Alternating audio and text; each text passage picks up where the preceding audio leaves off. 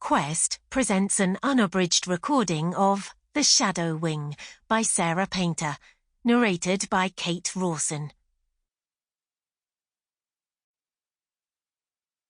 Chapter 1. Maddie looked different, partly because she was wearing a red bobbed wig over her brown hair and heavy-framed glasses with, Lydia assumed, clear lenses, but also because there was a calm stillness that she didn't associate with her cousin. After another second, Lydia realised another reason she felt so alien.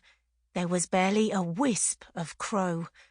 She reached out her senses, giving Maddie a virtual pat-down, but came back empty.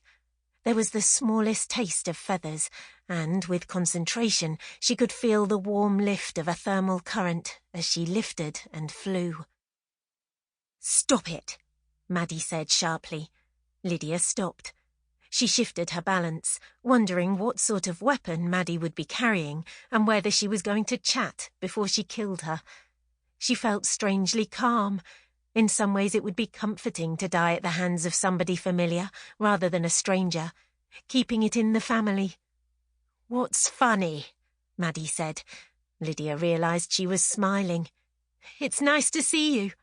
I mean," she tried again, "not nice, exactly. It would be, if we weren't on this roof, and if you hadn't been sent by Mr. Smith to kill me, but still. You look well. I like your glasses." Maddie didn't move. The sky was clear, and behind Maddie, the Houses of Parliament were bathed in morning light. There was warmth from the spring sunshine, which helped to counteract the coolness of the breeze. Up high, the traffic was quiet, and if it hadn't been for the assassin opposite, Lydia would be grateful for the view. "I didn't know it was you," Maddie said after a moment of silence. "You threatened my best friend," Lydia said, feeling a surge of pure anger.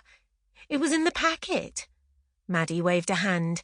"I was told the target would come running if I sent that message." "And here I am," Lydia said, spreading her hands. "I thought you weren't taking orders anymore."